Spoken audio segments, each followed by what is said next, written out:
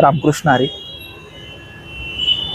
ज्ञानबा तुकाराम, ज्ञानोबा तुकाराम, श्री ज्ञानदेव तुकाराम हे भजन माहिती नाही असं महाराष्ट्रातलं एकही गाव नसेल. ज्ञानोबा तुकाराम हे भजन हे महाराष्ट्राला एकत्रित एक संघ ठेवणारं भजन आहे. हा महाराष्ट्राला जोडणारा मंत्र आहे आणि या मंत्राचं सामाजिक, राजकीय, सांस्कृतिक महत्त्व जे आहे ते महत्त्व प्राध्यापक डॉक्टर सदानंद मोरे सरांनी आपल्या तुकाराम दर्शन नावाच्या ग्रंथामध्ये सांगून ठेवलंय. ज्ञानबा तुकाराम हा फक्त आध्यात्मिक मंत्र नाही, तर महाराष्ट्राच्या जीवनामध्ये सर्व प्रकारचं व्हॅल्यू ॲडिशन जर व्हायचं असेल, एक कायमची सजगता जर यायची असेल, तर आपल्याला ज्या विचारानं जावं लागेल, ज्या दिशेनं जावं लागेल, ती दिशा म्हणजे ज्ञानोबा तुकाराम आहे. आणि आपल्याला संतांच्या विचारांची चर्चा करत असताना, चिंतन करत असताना सांप्रदायिक गटामध्ये आणि बिगर सांप्रदायिक गटामध्ये अशा दोन्ही बाजूला खूप सकसपणे करावी लागणार आहे.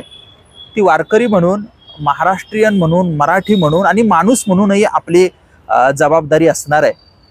या जबाबदारीचं भान आपल्याला डॉक्टर श्रीरंग गायकवाड सरांनी संपादित केलेल्या ज्ञानबा तुकाराम या दरवर्षी निघणाऱ्या अंकामध्ये दिसतं. पहिल्या वर्षी तुकोबारायांवर अंक होता, दुसऱ्या वर्षी मातोश्री संत बहिणाबाई महाराजांवर अंक होता आणि आत्ताचं हे तिसरं वर्ष आहे. आणि या तिसऱ्या वर्षी तुकोबारायांचे सहकारी, सांगाती असणारे 14 टाळकरी यांच्याविषयी हा अंक आहे. 14 टाळकऱ्यांच्या संदर्भानं काही नवी माहिती आपल्याला यात मिळेल, एकत्रित माहिती मिळेल. मात्र त्यासोबतच टाळाबद्दल माहिती मिळेल, टाळकऱ्यांबद्दल माहिती मिळेल, भजनाबद्दल माहिती मिळेल. अशा खूप वेगवेगळ्या गोष्टी या अंकामध्ये मी हा अंक पाहिला आहे आणि मला याचं खूपच हा अत्यंत सकस असा अंक झाला आहे. वारकरी असणाऱ्या आणि नसणाऱ्यानं, ज्याला ज्याला महाराष्ट्राच्या संदर्भानं आस्था वाटते त्या त्या प्रत्येक माणसानं हा अंक पाहिला पाहिजे असं मला वाटतं. याचा जो मुखपृष्ठावरचा विठोबा आहे हा आपल्या आजोबांसारखा आहे. म्हणजे त्याचं पागोटं, त्याचं ते काळं सावळं असणं, शेतकऱ्याचा जसा रंग असतो टॅन झालेला, असा हा टॅन झालेला विठोबा आहे. आणि परत त्याच्या अंगावर असणारं जे वस्त्र दिसतं ना हिरवं, आपली गावाकडची आजी अशाच रंगाचं लुगडं नेसते. म्हणजे पुरुषांचा विठो तो काय फेटा आणि महिलांच्या पातळाचं पांघरून घेऊन असणारा हा वाखळ, म्हणजे खरं तर ही जनाबाईचीच वाखळ असेल असं वाटतं मला. म्हणजे नामदेव रायांचा फेटा आणि जनाबाईंचं वाखळ असणारा हा विठोबा ज्ञानेश्वर महाराजांचे टाळ घेऊन उभा आहे आणि तुकाराम महाराजांचे अभंग गातोय असं मला आत्ता वाटून गेलं. बहिणाबाई ज्या आहेत, कवयित्री बहिणाबाई, त्या असं म्हणाल्या होत्या की सोन्या रुपयानं मडला मारवाड्याचा बालाजी, शेतकऱ्याचा विठोबा पाना फुलामध्ये राजे. तो असा काही दूर असणारा नाही, दुरून दर्शन देणारा नाही. तो भेटल्याबरोबर मिठी मारणार आहे, कीर्तनात नाचणार आहे, टाळ घेऊन उभा राहणार आहे. आणि असा तो जो विठोबा आहे त्याचं चित्र आपल्याला इथं पाहायला मिळतं. या अंकामध्ये मी सातारकर फडाच्या विद्यमान प्रमुख वंदनीय हरिभक्तीपरायण भगवतीताई महाराज सातारकर यांची मुलाखत घेतली. खरं तर गायकवाड सरांनी मला काही विषय सुचवले होते, आम्ही चर्चा करत होतो आणि याच्याबद्दल खूप गोष्टी आणखीनही माझी लिहिण्याची इच्छा आहे. मात्र जाणीवपूर्वक भगवतीताईंची मुलाखतच मी का घेतली हे मी आपल्याला सांगितलं पाहिजे. सातारकर फड जो आहे हा फड महाराष्ट्रातला महत्त्वाचा फड आहे आणि बाबा महाराज सातारकरांच्या माध्यमातून आपल्याला माहिती आहे की तो किती सर्वदूर पसरला.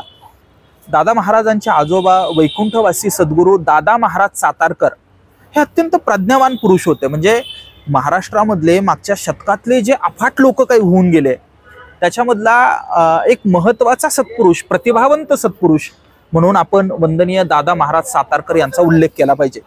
तुम्ही आता म्हणाल की दादा महाराजांचा उल्लेख इथं चाललेला आहे आणि आपला अंक तर 14 टाळकऱ्यांविषयी आहे, टाळाविषयी. महाराष्ट्रामधले काही फड असे आहेत की ते आजही महिलांना कीर्तनामध्ये, भजनामध्ये टाळ घेऊ देत नाही, ही वस्तुस्थिती आहे.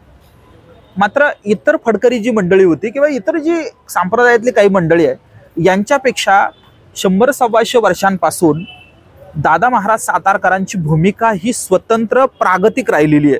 म्हणजे आपण कल्पना करा, आजपासून 100 वर्षांपूर्वी दादा महाराजांच्या फडांवर महिला कीर्तनकार होत्या, महिला प्रवचनकार होत्या, भजन करणाऱ्या महिला होत्या. मधल्या काळामध्ये या मुद्द्यावरून वेगवेगळी मतमतांतर असतात. महाराष्ट्राचं मोठं नुकसान हे वैकुंठवासी बाबा महाराज सातारकर आपल्यातून गेले यांनी झालं. मात्र बाबा महाराजांच्या नंतर सातारकरांच्या फडावर एक मोठी गोष्ट झाली आणि ती गोष्ट अशी आहे की त्याचे या फडाच्या फडप्रमुख या भगवतीताई सातारकर झाल्या. या गोष्टीला महत्त्व कसं आहे की म्हणजे माझ्या माहितीप्रमाणे महाराष्ट्रामध्ये जेवढे फड आहेत आजवर होऊन गेलेले, त्याच्यामध्ये आधुनिक महाराष्ट्रातली पहिली फड प्रमुख महिला म्हणजे भगवतीताई सातारकर आहे. त्याच्यामुळे त्यांच्याविषयी, फडाच्या विषयी काही एक म्हणणं पोहोचावं याच्यासाठी ही मुलाखत मी घेतली. सुरुवात होत असतानाच मी हा विषय काही पूर्ण फोडणार नाही, मात्र ताईंना काही खूप इंटरेस्टिंग प्रश्न मी विचारलेत. पहिलाच प्रश्न मी असा विचारला की बाबा महाराज गेले आणि गेल्यानंतर माध्यमांमध्ये त्यांच्याबद्दल खूप सगळं लिहिलं गेलं ताई, मात्र माध्यमांनी दखल घ्यावी, महाराष्ट्राने दखल घ्यावी अशा कोणत्या गोष्टी निसटल्या? ताईंनी याच्यावर जे उत्तर दिलंय ते खूप इंटरेस्टिंग आहे आणि त्यांनी 1-2 मुद्दे जे सांगितले, खरं तर मुलाखतीमध्ये ते सविस्तर आहे, मात्र ताईंनी 2 गोष्टी सांगितल्या. एक पहिली गोष्ट की ज्ञानेश्वर महाराजांच्या पालखी सोहळ्यामध्ये दलित बांधवांच्या दिंडीच्या संदर्भानं काही एक वाद झाला होता आणि त्या वादामध्ये बाबा महाराज सातारकरांची काय भूमिका होती, ती भूमिका आपल्याला इथं मिळेल एक. आणि दुसरी एक गोष्ट की ते म्हणाले की मुलीला गादीवर उभं करणं म्हणजे फडाचं प्रमुख करणं हीच मोठी गोष्ट आहे आणि याच्यासाठी बाबा महाराज सातारकरांनी 25 वर्ष काय काय कष्ट घेतले. त्यांनी काही महत्त्वाच्या, आपण त्याला संधी नको शब्द वापरायला, मात्र काही महत्त्वाच्या व्यासपीठांवर, काही जागांवर कशा प्रकारे संघर्षही केला, आपल्याला या गोष्टी यामध्ये वाचायला मिळतील.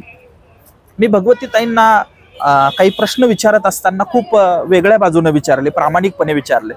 म्हणजे की साधी गोष्ट आहे की जेव्हा एक बाई सामाजिक व्यासपीठावर येते, एक महिला येते आणि ती लीडर म्हणून येते, त्यावेळेस सासरकडच्या मंडळींची काय भूमिका असते? हे बघा, पुरुष जे असतात ना, ते माहेरकडचे जरी असले किंवा सासरकडचे जरी असले तरी पुरुष हे पुरुष असतात, त्यांचा पुरुषी अहंकार काही जात नाही. मात्र भगवतीताईंचा अनुभव हा निराळा आहे. बाबा महाराज सातारकरांविषयी जसे त्या भरभरून बोलतात आपल्या वडिलांविषयी, तसे ते त्यांच्या सासऱ्याविषयी बोलतात आणि ते नेमकं काय हे आपण समजून घेतलं पाहिजे. मी ताईंना विचारलं की ताई तुमचं लव्ह मॅरेज आहे का? मी ताईंना विचारलं की तुमचं पहिलं कीर्तन कसं झालं, तुम्ही पहिलं कीर्तन कसं केलं, तुम्ही महाराजांच्या मागं भजन म्हणायला, साथ द्यायला कसे उभे राहिला, अशा अनेक प्रश्न मी विचारले. त्यांना पुढे हेही मी विचारलं की काही ठिकाणी असे आहेत वारकरी संप्रदायातले की जिथं महिला कीर्तनकार कीर्तन आजही करत नाही आणि सातारकरांची मागची 100, 125, 150 वर्षाच्या अशा जागा आहेत काही की जिथं कीर्तन होतं सातारकर फडाचं. आता तुम्ही फड प्रमुख आहात, सातारकर फडाच्या नित्यनियमानं सेवा पण आहेत आणि तुम्ही त्यावर काय करणार आहात? असे अनेक महत्त्वाचे, इंटरेस्टिंग आणि त्याच वेळेस गंभीर प्रश्न मी भगवतीताईंना विचारलेत. मी भगवतीताईंना मनापासून धन्यवाद देतो की त्यांनी खूप मनापासून या सगळ्या गोष्टींची उत्तरं दिली. मला ही मुलाखत घेण्याची संधी ज्ञानबा तुकाराम या अंकामुळे मिळाली, गायकवाड सरांमुळे मिळाली. मी सरांचे खूप मनापासून आभार मानतो. आपण ज्ञानबा तुकारामचा अंक घ्या. मी आजच सोशल माध्यमांवर, सोशल मीडियावर जाहिरात पाहिली की हा अंक आता ॲमेझॉनवर पण उपलब्ध असणार आहे. सर्च करा, ज्ञानबातुकाराम.com आहे, ते पहा आणि आपण आवर्जून हा अंक जो आहे हा अंक वाचा. इतरही यातले अनेक लेख आहेत. त्यानंतर सरांनी संधी दिली तर परत पुन्हा कधीतरी मी बोलेल. पुन्हा एकदा मनापासून धन्यवाद. अंकाला लाईक करा, शेअर करा आणि सबस्क्राईब करा. रामकृष्ण हरी.